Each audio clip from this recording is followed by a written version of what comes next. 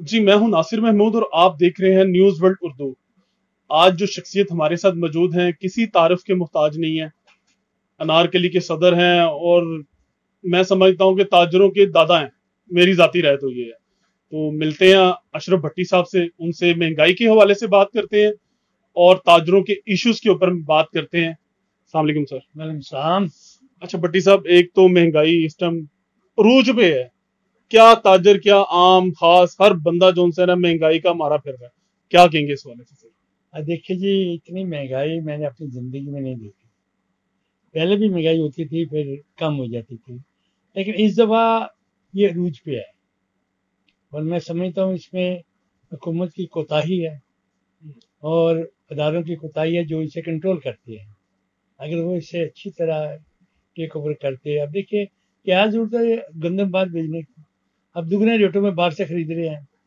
کیا ضرورت ہے چینی باہر بھیجنے کی؟ اب اس سے کئی گنا زیادہ ریٹ پہ باہر سے خریدے۔ یہ ہمارے اوپر ظلم ہے۔ اب میں ایک متوسط طبقے کا تاجر ہوں، میں ایک چیز بیچتا ہوں لیکن 99 میں خریدتا ہوں، اور میرا بھی اس پہ اثر پڑتا ہے۔ اور جو میرے ملازمین ہیں وہ بیچارے کا تو برا حال ہو رہا ہے، جو 35-40 ہزار روپے تنخواہ لے رہے ہیں، ان کا اشر ہو رہا ہے۔ وہ کیسے گزر کرتے ہوں گے، کیسے بچوں کو پڑھاتے ہوں گے، کیسے روٹی کھاتے ہوں گے؟ تو یہ ظلم ہو رہا ہے اس قوم کے ساتھ، اس ملک کے ساتھ۔ انہیں کوئی حل نکالنا چاہیے، اس طرح تو پھر لوگ سڑکوں پہ آ جائیں گے۔ اچھا بھٹی صاحب، مجھے ایک چیز کی سمجھ نہیں آ رہی، پیٹرول کدھر چلا گیا؟ ایل پی جی کے ریٹ اب ریسنٹلی 20 روپے اور بڑھ رہے ہیں۔ سیکنڈ یہ ہے کہ آٹے کی قیمت، دال کی قیمت غریب آدمی سے پہنچ سے باہر چلی گئی یہ چیزیں، اس کے حوالے سے سر آپ کیا کہیں گے؟ ڈالر دیکھیے سر، آپ کا تو کام ہی ظاہر ہے تاجر کمیونٹی کا کام ڈالروں میں ہے، تو آپ کیا کہیں گے سر اس میں؟ دیکھیے ڈالر کی ہائیسٹ ریٹ چلا گیا ہے، آج تک 171 یا 2 پہ نہیں گیا تھا، اب وہ بھی چلا گیا ہے۔ اب اس کا اثر ہر چیز پہ پڑے گا۔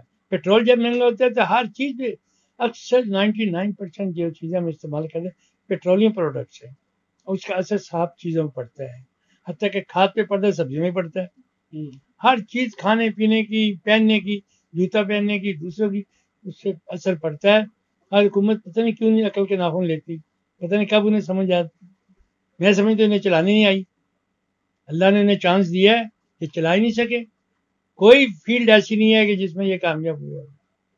میڈیسن ہے، 400% میڈیسن مہنگی ہوگی۔ میں بھی استعمال کرتا ہوں میڈیسن، وہ میڈیسن جو میں 300 روپے میں لیا کرتا 400-450 روپے کی ہوگی ہے۔ ایک عام غریب آدمی کہاں جائے گا؟ یہ ظلم کب تک سہتے جائیں گے؟ یہ آخر انہیں سڑکوں پہ آنا پڑے گا، جو میں سمجھتا ہوں۔ کیوں بڑی تحریکیں میں نے دیکھی ہے، تحریک پاکستان سے لے کے آج تک تحریکیں دیکھتے آئے، اور ہی جب ظلم زیادہ ہو جاتا ہے تو پھر سامنے آ جاتا ہے۔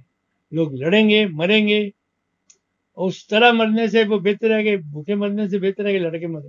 یہ سب میرا لاسٹ کوشچن ہے، بڑا امپورٹنٹ ہے اس ٹائم۔ آپ کو تاجر کمیونٹی خاص طور پہ دیکھ آپ کے جو ویوز ہیں وہ دیکھنا چاہے گی، سننا چاہے گی، بلکہ آپس میں لڑائیاں جھگڑے ہو رہی ہیں تاجر کمیونٹی کی۔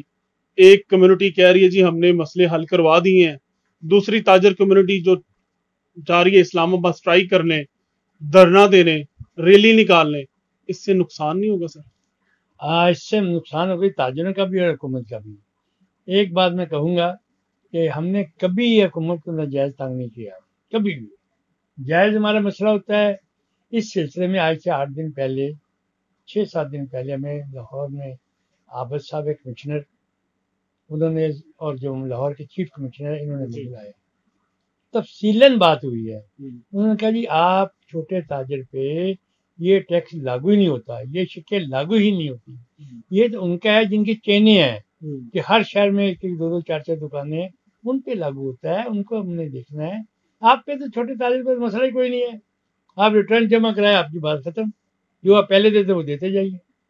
ہم نے تو وہ دیکھنا ہے، اور وہ انہیں دیکھنا ہے کہ جو ٹیکس نہیں دیتا، ہم یہ نہیں چاہتے کہ جو ٹیکس دے رہا ہے اسے دبائے، نئے ٹیکس ایسی لانا چاہتے ہیں، اور انہیں ہم اس کے لیے سیٹ بیک بنا رہے ہیں۔ آپ کا تو معاملہ ہی کوئی نہیں ہے۔ ہماری سچی بات تسلی ہو گئی جب 1-2 آدمیوں نے، ہم نے سوال بھی ان سے کیا ہے، انہوں نے ہماری تسلی کر دی ہے۔ تو تب ہمارے جو ساتھی ہیں اسلام آباد کے قاسم چودھری، انہوں نے کہا ٹھیک ہے ابھی جب مسئلہ یہ نہیں ہے تو ہم کیوں یہ گراؤ کریں یا یہ کریں۔ اور کچھ دوست ہمارے گئے آج، ہوں۔ دیکھیں وہ کیا کرتے ہیں، جب مسئلہ ہی کوئی نہیں ہے تو پھر لڑنے جھگڑنے کی فائدہ کیا؟ تو یہ سٹرائک کیوں ہونے جا رہی ہے، یہ ریلی کیوں ہونے جا رہی ہے، اس کے بارے میں ان کو کیا پیغام سر آپ دینا چاہیے؟ آپ سینئر تاجر اسٹرائک رہنما کوئی ہیں۔ نہیں ہو رہی، کوئی اسٹرائک نہیں ہو رہی، کس بات پہ اسٹرائک ہے ہوں، جب ہمارے مطالبہ ہے ہی کوئی نہیں؟ اگر مطالبہ ہوتا تو ہم ضرور ہم پہ لاگو ہوتے تو ہم اسٹرائک ضرور کرتے، تو شٹر پاور کے پاس اور ہے ہی کچھ نہیں کہ شٹر ڈاؤن کیا، کچھ بھی تو اپ کر دیا، ڈاؤن کمی ہوئی تو ڈاؤن کر دیتے، تو ہم شٹر پاور والے ہیں، دیکھ کے سوچ سمجھ کے اسٹرائک کرتے، ایسے نہیں کرتے۔ آپ کا ریلی سے کوئی تعلق نہیں ہے جو 29 کو نہیں، جو ریلی جانا چاہتے اس ریلی سے تعلق نہیں ہے، کیونکہ ہمارا علیحدہ گروپ ہے ہیں؟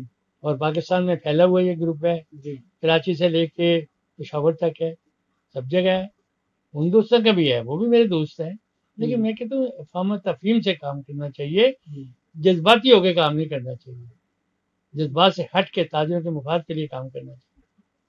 بٹی صاحب آپ کا بہت شکریہ، آپ نے اپنا قیمتی وقت مجھے دیا، تھینک یو ویری مچ۔ بہت شکریہ آپ کا بھی۔ جی ناظرین، آپ نے بھٹی صاحب کی باتیں سنی، یقیناً یہ ایک سینئر تاجر رہنما ہے اور انہوں نے مشورہ بھی دی ہے کہ یہ ریلی کا کوئی فائدہ نہیں ہے، کیونکہ حکومت نے ہمارے سارے جائز جو مطالبات ہیں وہ پورے کر دیے ہیں اور فیصلہ کرنا چاہیے حکومت کے ساتھ مل کے۔ مجھے دی اجازت، ناصر محمود، نیوز ورلڈ اردو، لاہور۔